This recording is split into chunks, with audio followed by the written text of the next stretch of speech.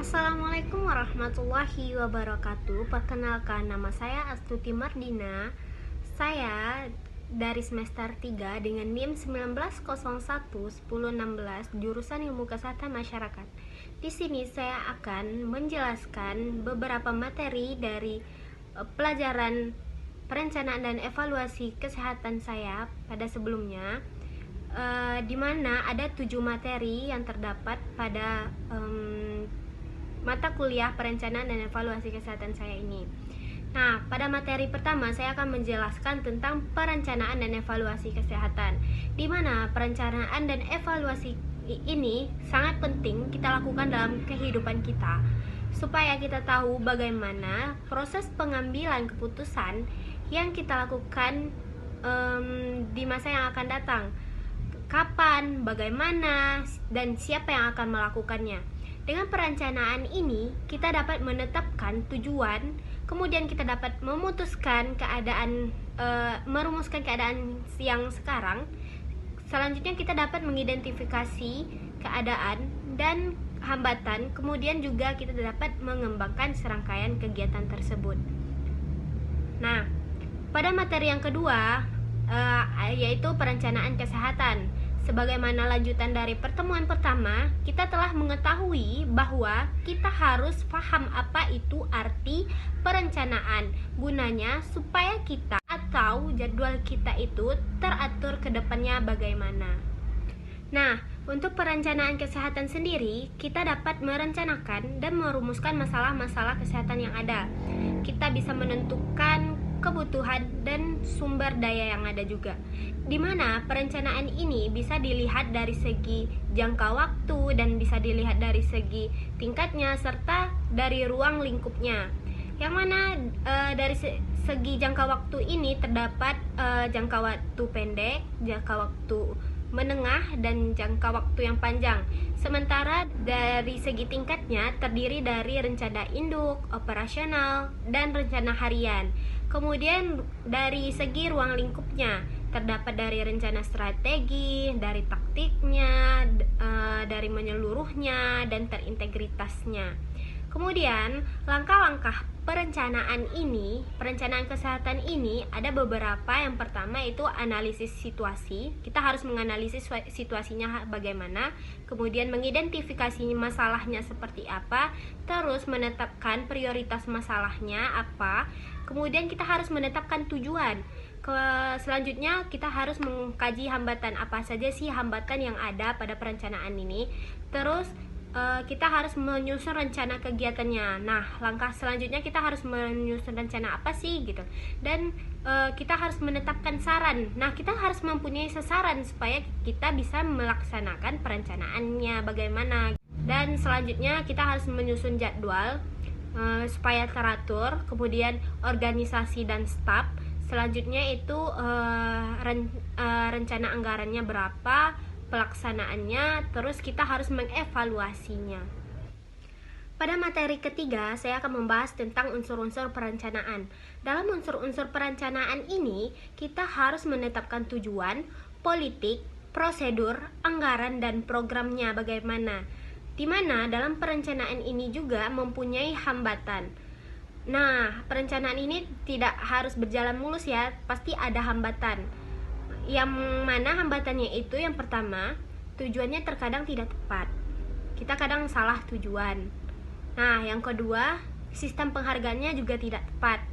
Selanjutnya, lingkungannya yang dinamis. Terus, enggan untuk menetapkan tujuan. Selanjutnya, ada penolakan terhadap perubahan. Dan yang terakhir itu ada keterbatasan. Sama-sama kita ketahui bahwa ada hambatan pasti ada solusi kan. Gak mungkin ada hambatan tapi gak ada solusi gitu kan. Nah, solusinya itu adalah yang pertama memahami maksud, tujuan, dan rencananya bagaimana. Kemudian komunikasi dan partisipasinya apa. Terus kita harus konsisten dalam melakukan pembaruannya. Nah, kita harus betul-betul nih harus melakukan pembaruannya bagaimana gitu. Dan selanjutnya itu ada melakukan penghargaan yang efektif. Gak mungkin dong ya kita udah kerja orang lain udah kerja, kita nggak mengasih penghargaan gitu. Kita hanya tidak menghargai orang gitu. Dalam bekerja itu kita harus menghargai orang dan kita harus kasih penghargaan yang efektif kepada orang tersebut. Selanjutnya pada materi 4 itu kebetulan sama dengan materi yang kelima, di mana pada materi ini membahas tentang tahap-tahap dan syarat perencanaan. Seperti yang saya jelaskan sebelumnya, pada materi 1 ada 4 tahap dari perencanaan ini, diantaranya ada menetapkan tujuan, kemudian merumuskan keadaan yang hendak kita capai nantinya bagaimana, selanjutnya mengidentifikasi segala kemudahan dan hambatannya, dan yang terakhir mengembangkan rencana untuk mencapai tujuan akhirnya bagaimana. Nah, alasan perlunya perencanaan ini ada 2, protective benefits dan positive benefits. Yang mana protective benefit ini yaitu dari pengurangan kemungkinan terjadinya kesalahan dalam pembuatan keputusan. Yang selanjutnya itu positive benefit. Positive benefit ini maksudnya dalam bentuk meningkatkan sukses pencapaian tujuan organisasi bagaimana. Setelah tahap-tahap itu ada syarat perencanaan, yang mana syarat-syarat perencanaan ini ada beberapa, diantaranya yaitu mempunyai tujuan yang jelas. Nah, untuk merencanakan sesuatu itu kita harus mempunyai tujuan yang jelas, bukan?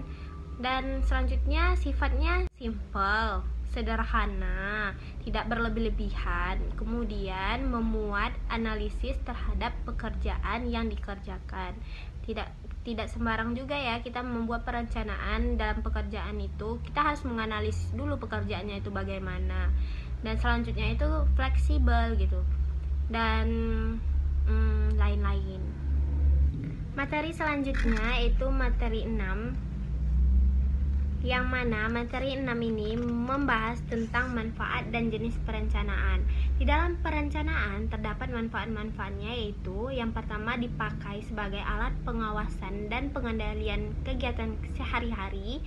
Yang kedua dapat dipilih dan ditetapkan kegiatan-kegiatan mana yang diperlukan atau tidaknya. Yang selanjutnya segala kegiatan dapat dilakukan secara tertib dan teratur. Perencanaan ini terdapat konsep lama dan konsep baru, yang mana konsep lama ini bersifat naluriah, kemudian dilakukan dengan secara spontan, terus peramalannya subjektif berdasarkan pengalaman masa lalunya. Sedangkan konsep barunya berisi proses mobilitas data, kemudian disengaja, sistematik, dan objektif. Nah, faktor-faktor yang mempengaruhi keberhasilan perencanaan ini adalah perilaku individu dan organisasi. Yang selanjutnya itu motivasi individu dan organisasi, kemudian kecakupan individu dan organisasi. Dalam perencanaan ini mempunyai keuntungan, yang mana keuntungannya itu kegiatan kita teratur. Selanjutnya alat pengukur hasil yang dicapai. Pada materi yang ke-7 berisikan aspek perencanaan. Nah, dalam perencanaan kita dapat memutuskan beberapa hal. Yang pertama, apa yang harus kita lakukan, kapan kita melakukannya, bagaimana kita melakukannya, dan siapa yang melakukannya. Sebenarnya proses perencanaan ini terkandung dalam 5W1H: what, where, when, why, who, how, dan how. What, where, when, why, who, how. What, apa yang harus kita lakukan. Where, di mana kita harus melakukannya. When, kapan kita harus melakukannya. Why, mengapa kita harus melakukannya. What, where, when, why, who. Who ini siapa yang melakukan perencanaan tersebut. Kemudian how, bagaimana kita harus melakukan perencanaan tersebut. Nah, Aspek-aspek perencanaan ini terdiri dari aspek subjektif permasalahan, kemudian tujuan yang dicapai yang terdiri dari visi misi, kemudian orientasinya.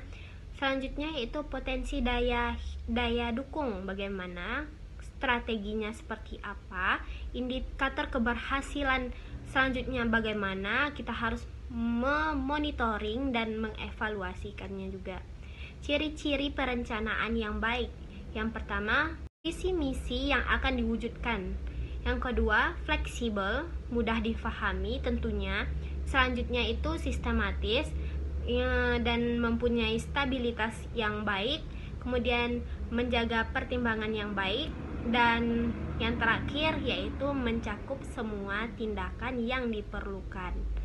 Nah, dari materi yang saya jelaskan tersebut sudah mencakup semuanya dari materi pertama sampai materi yang ketujuh.